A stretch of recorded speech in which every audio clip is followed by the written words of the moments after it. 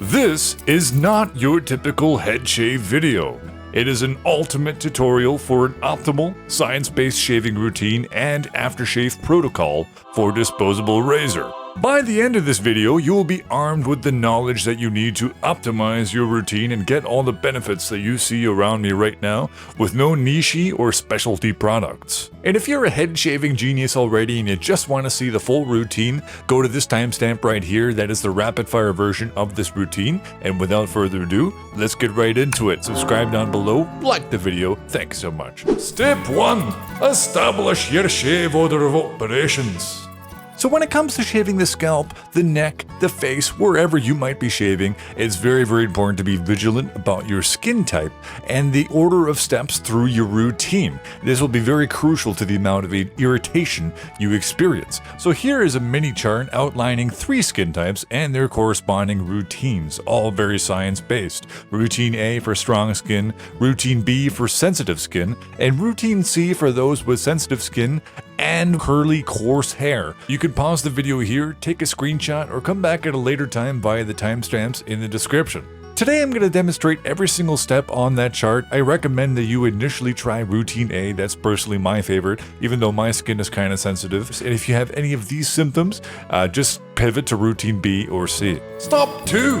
Prime your heat, lad. If you're under a time constraint before your shave, wet your head with warm water for about 10 to 20 seconds under your sink. However, 2 more pleasant alternatives to this is a hot towel treatment like at the barbershop, or by far the best way is just taking a shower before shaving like in Routine C. This is very important, the idea of priming your scalp, as it loosens the hair on your scalp, causing them to swell and stand up straighter. If you consistently feel like your scalp is not primed to be shaved just by wetting your head, then feel free to take a shower first and use the order of operations in Routine C. Step 3. Find your lather tool.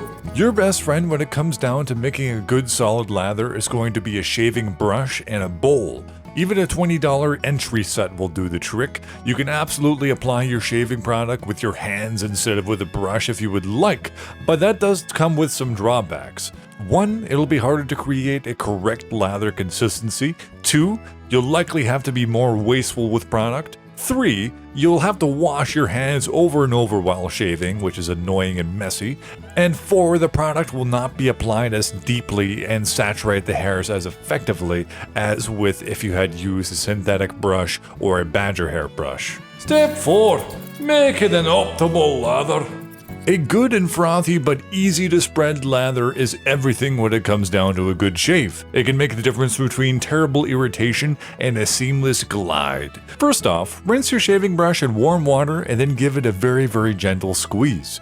This will prevent the bristles from breaking, and it can also kickstart your lather. Now in terms of lather products, shave soaps are generally the most recommended among shave enthusiasts, but among dermatologists, Aveeno Skin Relief Gel is largely recommended across the board, so that's what I use personally, and I think it's a fantastic shaving product. I personally put 3 to 6 mini squirts of Aveeno gel into the shave bowl and start working the damp brush in a circular motion around the edges. You may have times when the lather just isn't kickstarting. If it's all runny, then that means there's too much moisture. Squirt a bit more shave product in there to fix that. And if it's all chalky or sticking to the bowl, just give your brush a little mini rinse and that will activate the product when you start giving it the business again. Now this is optional, but I love adding 3 to 6 drops of 7% glycolic acid to my lather. A 1993 clinical trial from Silicone and Cutis showed a razor bump reduction of 60% when shaving with glycolic acid, and many other studies have concluded that it can help massively with scalp compliance to more frequent shaving, and that it holds a variety of exfoliative benefits. I highly recommend it as it's actually quite cheap and 1 bottle lasts you a very long time. Step 5. Circular pasting. So now this is when you start applying your lather to your noggin. At first my mixture was just a bit chalky, so I added a bit of moisture, just wet my brush for a second, started mixing again, and immediately you can see that it's spreading a lot easier on my scalp. You can always just troubleshoot these things on the go, no need to be perfect all of the time. And an optimal technique here is low pressure, circular motion. This will help to coat every single angle of every single hair, making them stand up more for a closer and safer shave. I initially apply in circular motions, but I also like to do the linear basting to finish. Step 6. Pack in your disposable razor. Some very good budget options for head shaving in terms of disposable razors. Number 1 can certainly be the Gillette Mach 3. Very cheap replacement heads. Lots of people in the community love this razor for head shaving. I'm personally using the Gillette Pro Glide, which is just a bit more expensive in terms of replacement heads. I find it actually to be quite good. And then your mid-range price razor is going to be your Harry's razor, which is a really solid razor, really good for sensitive scalps. Downside is for a lot of people with the Harry's, it's getting to that point where the replacement heads are getting just a bit too expensive for the average individual. A big workaround for this is you do the full-on huge purchase price for like a leaf shave triple blade razor, for example, that doesn't have the replaceable heads, but instead uses essentially safety razor blades. You put 3 of them in there, even cheaper in terms of replacement heads. So that's a more upfront investment for probably the best head shaver on the market. Big price up front, big benefits long term. Step 7. It's shaving time, lad. You've probably heard that you shouldn't shave against the grain. Typically on the scalp, this usually means upwards or up and back on the mid-scalp region. Those that are insanely prone to debilitating, painful razor bumps should follow this advice and be safe and not sorry. For everyone else, we could do a little trick to minimize the irritation caused by the razor tugging against the natural direction of the hair's growth. The trick goes like this. Cut down the bulk of the hair first with the grain and then break the rules afterwards. Because ultimately, you're going to get a closer shave going against the grain, and 99% of people, including me, will be tempted to do it for speed, efficiency, or effectiveness reasons. So let's cut down the hair first. Quite like a lawnmower, starting at the mid-scalp, descend down to the frontal scalp region in long, smooth motions with the grain of your hair, row by row with minimal row overlap, cleaning your razor under the sink every 2 to 4 rows. Do the same on your temples in a downward motion, minimal overlap. If you want, you can quickly wash all these freshly shaved areas before reapplying your lather for maximum cleanliness, but I typically don't bother because although my skin is quite sensitive, I'm not worried about this causing irritation in my case. Reapply the lather to the shaved areas and now we can go against the grain, aka up and back to finalize the closeness of the shave. If your scalp can handle it, you can also apply a bit of pressure to the razor with your finger to ensure a close shave. But if you're finding you need to apply tons and tons of pressure, then it's time to replace the head of your razor. It has gotten too dull. Please do not shave with a dull razor. Once again, we'll want to minimize the overall passes as much as possible, but this is where you'll want to feel around and see if there's any rogue strips of hair left behind. If you miss a spot and then feel the patch with your fingers, but it's in an unlubricated area, please take the time to take your brush and dab some product on before you're doing a spot shave. This is one of the biggest causes of head shaving cuts. Impatience. Now we can move on to the back of the scalp. During this shave, I just applied my lather and went straight to shaving against the grain. Again, I feel comfortable enough doing this, and I know it's likely not going to cause me any trouble because of all the precautions I take within my shaving routine. Learn your scalp before you follow suit. I personally just find it awkward to shave with the grain on the back of my head, but that's just me. Keep your finger behind the blade as you go. This will immediately alert you as to when you have missed a spot. Again, rebase the area with the product before you spot shave. Don't be hasty. The last area you'll want to be sure to hit is the nuchal region or the nape, aka the soft annoying part at the very back lower part of your neck that's always tough to shave. Depending on your genetics, your hair can get pretty thick back there, and the skin moves around a lot, so you might have to create tension in your skin by pulling it tight and then shaving the area. Step 8. Pre-wash cleanser. Before you jump in the shower to clean all this shave residue off, it's highly recommended that you use a salicylic acid cleanser, one of the most researched and effective skin products available and very affordable to boot. I use the CeraVe Salicylic Acid Cleanser, and it has been crucial to my skin and scalp health. It strips away dead skin, unblocks pores, prevents acne, and creates an amazing post-shave sensation.